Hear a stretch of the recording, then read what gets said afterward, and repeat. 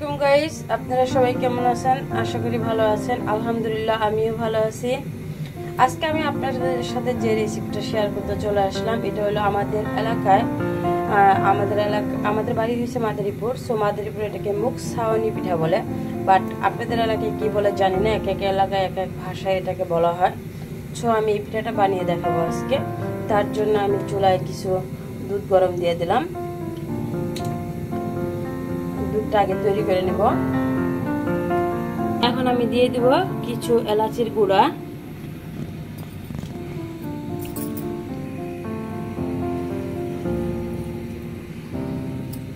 কমেন্টে জানাবেন।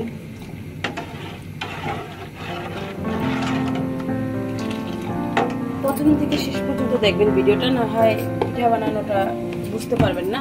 স্কিপ করলে হয়তো কিভাবে বানাইলাম সেটাও জানতে পারবেন না। দিয়ে দেব অল্প কিছু লবণ, বাট মিষ্টি তো যদি লবণ না দেই মনে হয় মিষ্টিটা অসম্পূর্ণ থেকে যায়। সো যারা মিষ্টিতে লবণ পছন্দ করেন না হয়তো তারা দেবেন না। 90% মানুষই মিষ্টিতে লবণটা পছন্দ করে, হয়তো 10% মানুষ আছে যারা লবণটা পছন্দ করে না। সব কিছুর উপরেই লবণ থাকে, কারণ লবণ না হলে কোনো কিছু কখনো স্বাদ লাগে না, ওটাকে বেস্বাদ হিসেবে ধরা হয়। যেন আমার কোনো পিঠায় মজা লাগে না। আমি যে পিঠাতে নারকেল দেওয়া হয় না সেটা তো আমি নারকেল দেওয়ার চেষ্টা করি, কারণ নারকেল হচ্ছে আমার প্রিয় একটা জিনিস। তো আমি দিচ্ছি, এটাতে নারকেল দেয় না অনেকে, বাট আমার মনে হয় দিলে ভালো লাগে, আমার ভালো লাগে। সো আমি দিচ্ছি। আপনারা না চাইলে এটাকে স্কিপ করতে পারেন, কারণ পিঠার ভিতরে নারকেল থাকবে না সেটা কি হয়? নারকেল না হলে মনে হয় পিঠা হলো না, এরকম মনে হয় আর কি। আমার কাছে আমার পছন্দ, ভীষণ পছন্দ নারকেল। সো এটা সবার নাও পছন্দ হতে পারে, যারা পছন্দ করবেন না তারা এটাকে স্কিপ করবেন। আমার ফ্যামিলিতে এই পিঠাটা বানানো হয়, বাট আমার মা কিন্তু নারকেল দেয় না। সো আমি দিই, কারণ আমি নারকেলটা ভীষণ ভালোবাসি। আমি প্রতিটা পিঠার মাঝে চেষ্টা করি নারকেলটা দেওয়ার জন্য। তো আপনারা যদি পছন্দ করেন দিবেন, না পছন্দ করলে এটাকে স্কিপ করে যাবেন। এই পিঠাটা বানাতে মজা লাগবে। সো অনেকে আতপ চালের গুঁড়ি যেটা ওটা দিয়েও করে, বাট আমার ওটাতে ভালো লাগে না, আমার ময়দা দিয়ে ভালো লাগে। আমি ময়দা দিয়ে করতেছি। এটা দুইভাবে করা যায়। ময়দার সাথে আমি কিছু লবণ মিশিয়ে দিচ্ছি।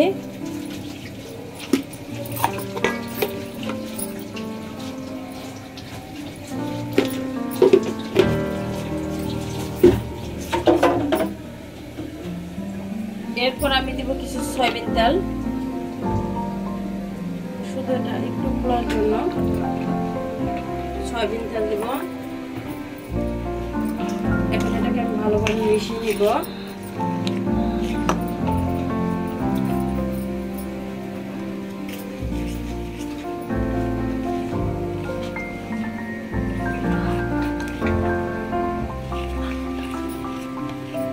দিয়ে দেব অল্প একটু বেকিং সোডা, যেটা দিলে পিঠাটা খুব সুন্দর ফুলবে, এই জন্য আমি বেকিং সোডা দিয়ে দিলাম অল্প একটু। এটা চাইলে আপনারা দিতে পারেন, না চাইলে এটাকে স্কিপ করতে পারেন।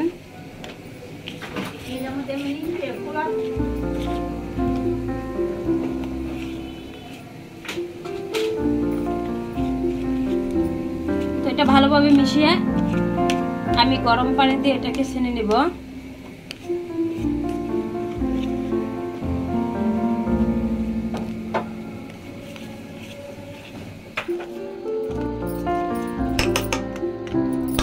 এটার সাথে আর কিছু অ্যাড করব না। এখন আমি গরম পানি দিয়ে দিব।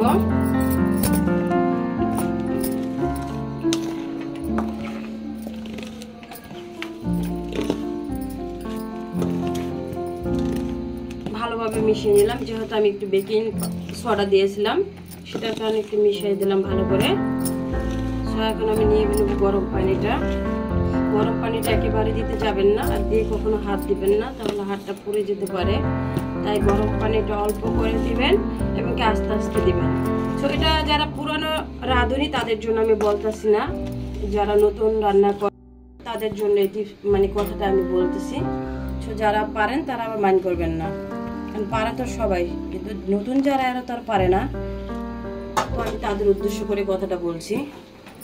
তো একটু একটু করে পানি নেবেন, আর আপনার বুঝতেই পারবেন যে আপনার কতটুকু পরিমাণ পানি লাগবে। ওই পরিমাণ পানি দিয়ে আপনি এটাকে মিশিয়ে নেবেন।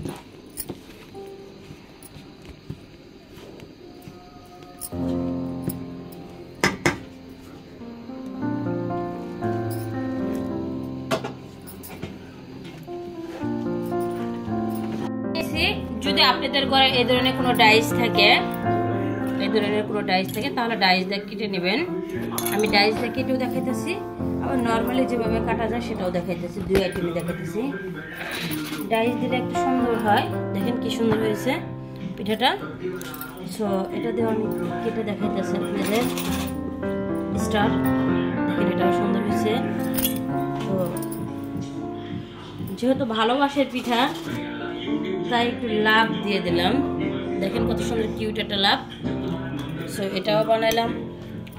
তো এভাবে আমি আপনার হ্যাপি নিউ ইয়ার আসতেছে, নতুন বছর, যদি কাউকে মিষ্টি পিঠা বানিয়ে খাওয়াইতে ইচ্ছে করে এরকম লাভ বানিয়ে খাওয়াইতে পারেন। যাকে খাওয়াবেন সে খুশি হয়ে যাবে, কারণ সমস্ত ভালোবাসা তার কাছে চলে যাবে।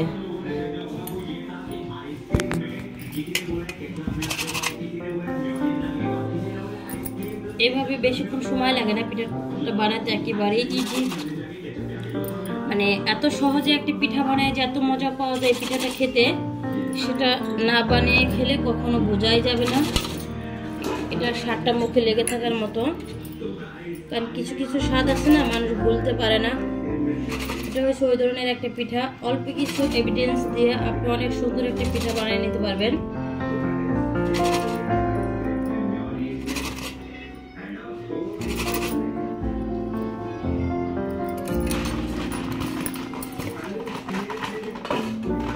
এবার ধরো, এদিকে ধরো। এবার আমি ইজিলি একটা পিঠা বানানো দেখাই। এবার যেটা করবেন, যাদের বাসায় কোনো ডাইসই নাই তারা কিভাবে বানাবেন, জাস্ট তাদের জন্য এই ভিডিওটা আমি করতেছি ইজিভাবে। এভাবে একটা এটা টিন বলে, টিন কেটে নিছি আমি, বাট আপনি যদি গ্রামের বাড়িতে খেজুর গাছ থেকে ওখান থেকে চেল উঠিয়ে নিতে পারেন, আবার পারলেভাবে টিনও নিতে পারেন। সো এটাকে আমি এভাবে একটা কেটে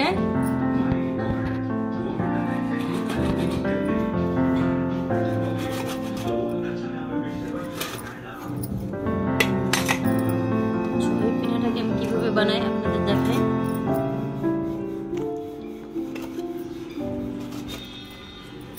একটু দূরে থেকে ধরো ভিডিওটা, এত ভিতরে কেন আসো তুমি?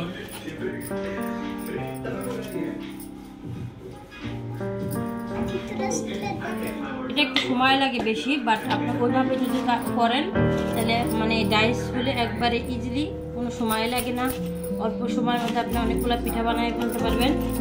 এটা আবার এক্সট্রা একটু সময় লাগে। আমি এটাকে আবার একটু ডিজাইন করে দেখাই, যেহেতু আমার এটা সুন্দর না, সো আমার ডিজাইনটা করতে অনেক যদি এরকম এই ঝাঁসটা যদি উপরের দিকে থাকতো তাহলে দেখেন খুব সুন্দর করে উপরে ক্যামেরা দেখা যাচ্ছে কিনা আমি জানি না, বাট খুব সুন্দর একটা ডিজাইন হয়ে যায়। এভাবে এটাকে বানিয়ে নিতে পারেন। সো এটা আমার কাছে ভালো লাগে না। তো আপনারা যারা মানে যাদের বাড়িতে ডাইস নেয় আর কি, তারা চাইলে এটাকে বানিয়ে নিতে পারেন এইভাবে। এটা এইভাবে বানানো যায়, এভাবে রেখে দেওয়া যায়। যেভাবে বানান পিঠা তো পিঠাই, পিঠার স্বাদ তো শেষ হয়ে যাবে না। যা রেডি করে দেয়। পিঠার মাঝে কিছু সাদা তেল দিয়ে দিব, এরকম পরিমাণ তেল দিবেন পিঠাটা যেহেতু ভেজে উপরের দিকে উঠতে পারে।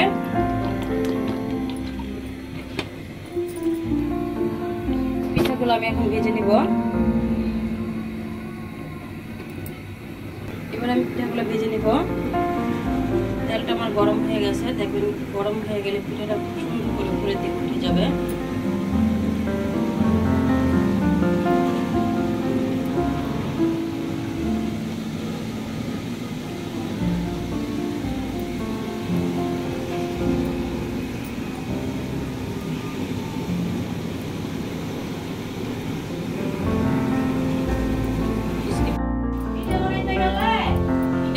এবার পিঠাগুলো এভাবে সব পিঠাগুলো বানিয়ে নিলাম। এবার এটাকে ভিজিয়ে রাখবো সারা রাত, সকালে কিরকম হয় সেটা আপনাদের কাছে মানে আপনাদের সাথে শেয়ার করব।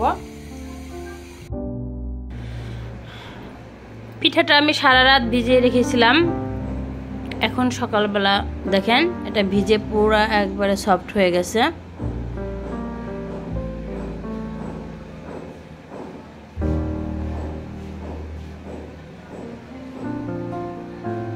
পিঠাটা কেমন হয়েছে সবাই আমাকে জানাবেন, কমেন্টে সবাই লিখে দিবেন কেমন হয়েছে পিঠাটা।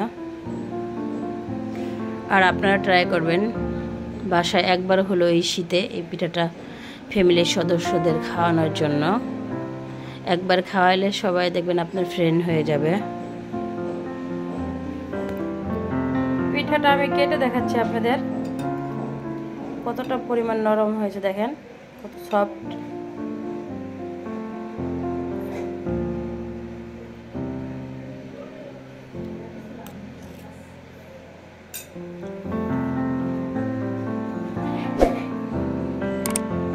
এটা দেখতে যতটা লোভনীয়, খাইতেও তার চেয়ে তার বেশি মজা।